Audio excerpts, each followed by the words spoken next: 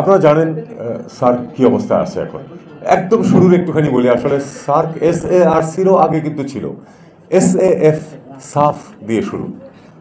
এবং পররাষ্ট্র মন্ত্রণালয়ে আমার চাকরিতে যোগ দেওয়ার পর ট্রেনিং সমাপ্ত করে যখন আসলাম, তখন আমার প্রথম ডেস্কে অ্যাসাইনমেন্ট ছিল সাফ ডেস্ক, SAF ডেস্কে। তো সেই হিসাবে আমার অ্যাটাচমেন্ট একেবারেই প্রাচীন সময় থেকে। বস্তুত সেকশনটাকে শুরু করতে হয়েছিল আমার, তারপরে তো এটা ধীরে ধীরে এগিয়েছে। এবং আমি বলবো যে ধরুন পরবর্তী কয়েক বছরের মধ্যে কিন্তু আমরা সাবমিট করতে পেরেছি। কাজে আমি বলবো না যে খুব স্লো অগ্রগতি হয়েছে, এটা আমি বলবো না। শুরুতে একটা সমস্যা ছিল প্রথম থেকেই, কারণ যখন প্রেসিডেন্ট জিয়াউর রহমানের দূত যাচ্ছিলেন, তারা একটা অনুভব করছিলেন যে পাকিস্তান এবং বাংলাদেশ, পাকিস্তান এবং ভারত দুই দেশেই একটু রিজার্ভেশন লক্ষ্য করা যাচ্ছে। কিন্তু আমার মনে হয় সঠিক কূটনীতির মাধ্যমে তাদের যে মনে যে দ্বিধাদ্বন্দ্বটা ছিল সেটাকে দূর করা সম্ভব হয়েছিল।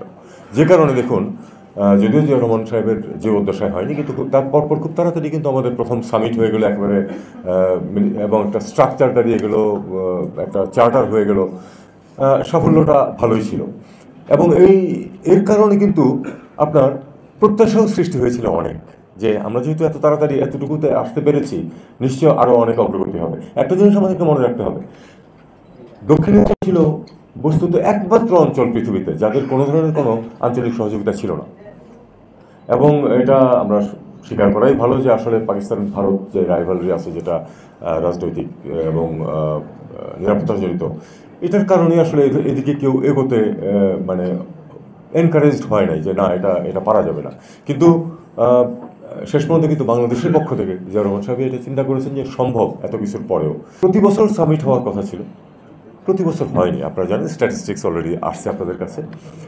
তারপরেও কিন্তু একটা মোটামুটি ধরুন, ঠিক আছে, এবছর না হলো আগামী বছর হয়ে যাচ্ছে।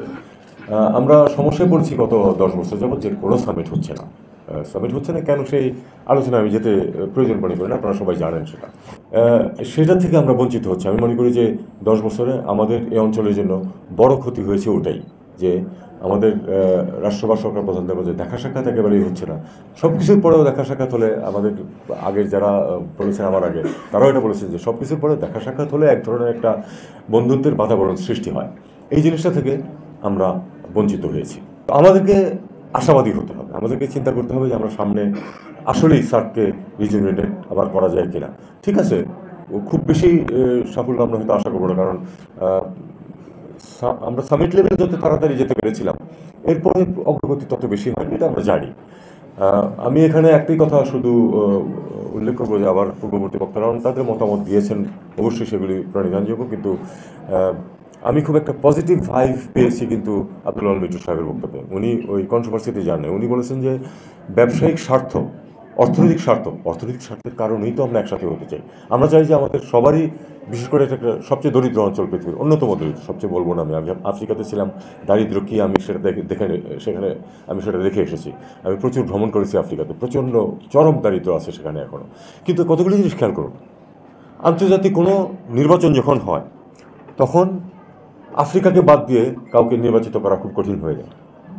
কারণ তাদের মধ্যে যত সমস্যা থাকুক, যত কিছু থাকুক, 50টি দেশ একসাথে ভোট দেয়, আমরা কিন্তু করি না সেটা। এটা আমাদের একটা বিরাট দুর্বলতা। 50টি আফ্রিকান দেশ একদিকে যখন ভোট দেয়, তখন সেদিকে অটোমেটিক্যালি পাল্লা কিন্তু ভারী হয়ে যায়, যে কারণে তারা আফ্রিকার পক্ষে আন্তর্জাতিক সংস্থাগুলোতে কিন্তু অনেক সিদ্ধান্ত নিতে পারে খুব সহজে। খেয়াল করে দেখবেন আপনি জিনিসটা, প্রচুর সংগঠনের প্রধান বা দ্বিতীয় প্রধান পদে কিন্তু আফ্রিকানরা ঢুকে পড়তে পারে। এটা তাদের জন্য অনেক সুবিধা হয়, যে সুবিধাটা আমরা পাচ্ছি না। এখানে একটা অত্যন্ত বড় এবং শক্তিশালী দেশ ভারত আছে, সাথে যদি আমাদেরকে নিতে পারতো সবাইকে, তাহলে কিন্তু ভারতেরও সুবিধা হতো, আমাদের অন্যদেরও সুবিধা হতো।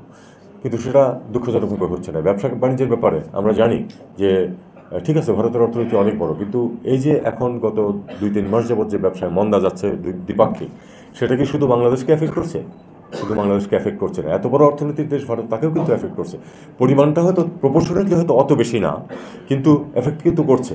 আপনি কলকাতার অর্থনীতি, পশ্চিমবঙ্গের অর্থনীতি যথেষ্ট ক্ষতিগ্রস্ত হচ্ছে এটার কারণে। এটা আমরা আশা করব যে এই অচলাবস্থা আমরা কাটিয়ে উঠতে পারব।